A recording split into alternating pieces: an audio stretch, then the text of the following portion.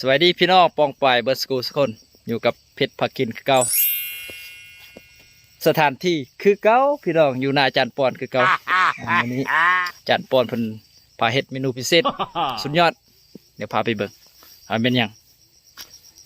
เครื่องหอมมะยุมะยะครบถ้วนหน้าจานปอนคือเก่าวิวดีคือเก่าแทนปลาเพิ่นพาเพิ่นได้ปลาคอมาใส่หุปลาคอใหญ่แท้ๆว้าวโอ้สุดยอดต้มปลาคอจังได้จันป้อนได้อยู่ใส่ปลาคอน่ะไปงมอยู่กลางหน้าได้เบิ่งในสภาพก็ฮู้แล้วเฮ้ยหมูนึ่งเสือคือเก่าสถานที่คือเก่าโอ้ต้มแซ่บๆพี่น้องมาเกียมโอ้ยมื้อนี้ฝนตกเลยดังไฟอยู่กองเทียงนาดังอยู่นอกบ่ได้ฝนตกเปียกเบิดแต่ว่าบรรยากาศฟ้าหลังฝนสุดยอดหม้อไว้แล้วกำลังสิเดือดแล้วใส่เกลือตามไปด้วยแป้งนัวใส่ไรนัวไรใส่หน่อยจนล้นพุ่นแล้วแล้วก็ถ่ายมันฟดจังหน่อยตามด้วยหัวสีไข่โอ้ยต้องฟาดจังหน่อยแบบบานค่ะบุมีสูตรไตโตส้มใบมะขามแซ่บแล้วเดือดแล้วพร้อมเอาปลาคอตัวใหญ่ๆใส่ลงไปว้า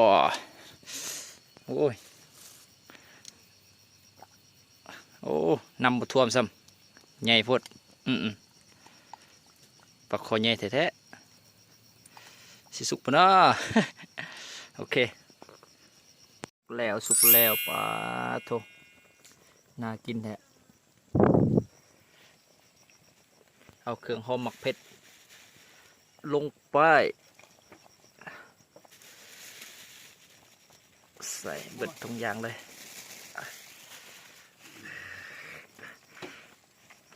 โอ้ยไม่เห็นเลย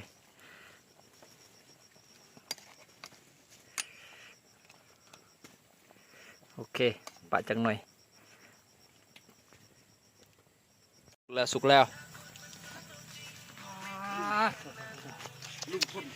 แซ่บโอ้คือชินวะโอ้ยตักไหมเอาบ่วงมาตักตุ่มปากคอคักตักปากเอ๊บ่วงนั่นน่ะตักเลยเพก็ถูก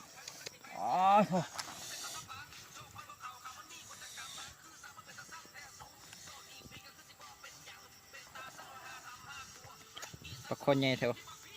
แซ่บเนื้อเน้นลุยเน้นปลาถูกปลาคอใหญ่แท้คุยมาพี่น้องจวดอะไรมาพี่น้องจวดมาข้าวเจ้าทรงนี้พัฒนากินแนวอ่อนๆโอ้ยลองมึงเด้อสุดน้ำก่อน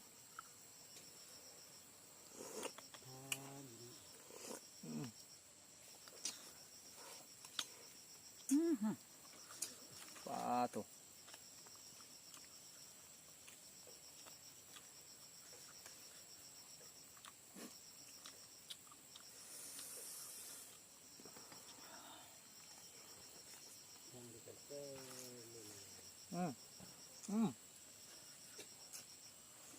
ฟังไว้ครับ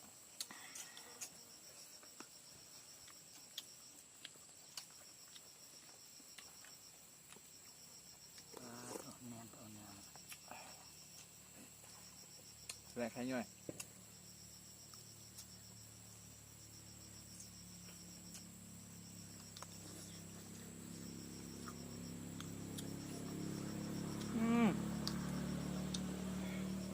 างลายพอด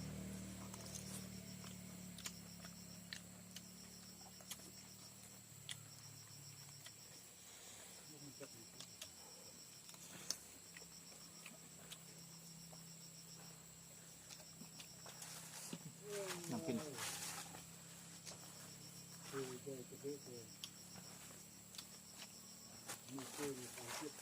โอ้ยน้ำแกงน้ำแกง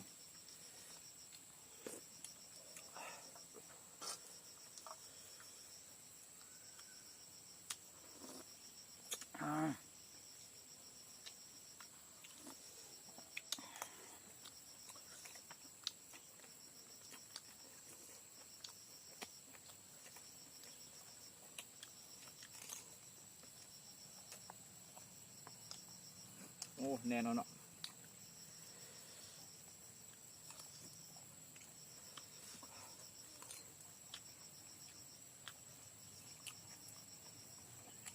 กินกับข้าวเจ้า สดน้ำเอา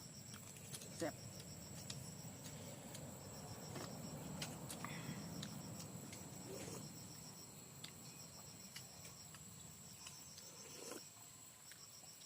คืออะไรขย่อย ใส่ไข่นะกินไข่น้ำเกลือ ปิ้นไหมปิ้นทองมั้ยเขาว่ากินปลาบริปิ้นเลยปิ้นเดี๋ยวมันหมด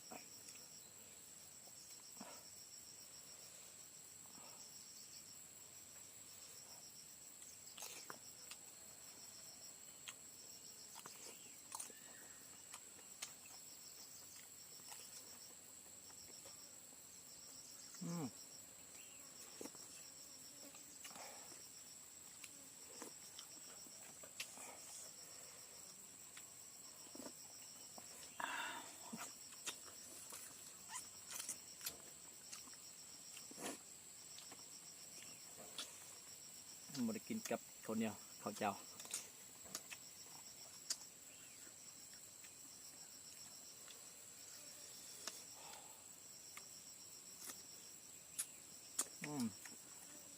เนียนดีชินนะ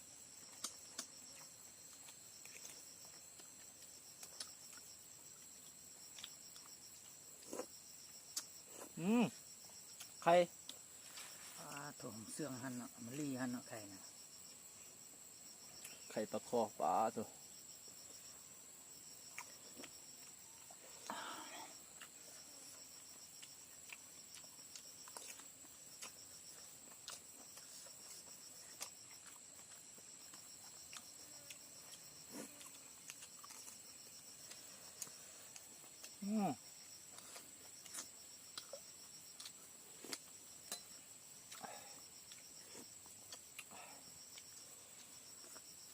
เนื้อเน้นๆ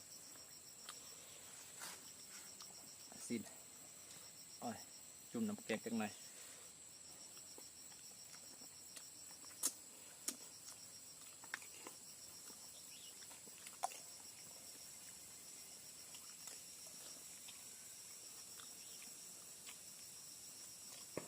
ปลาหัวมันปลาหัวงูเลย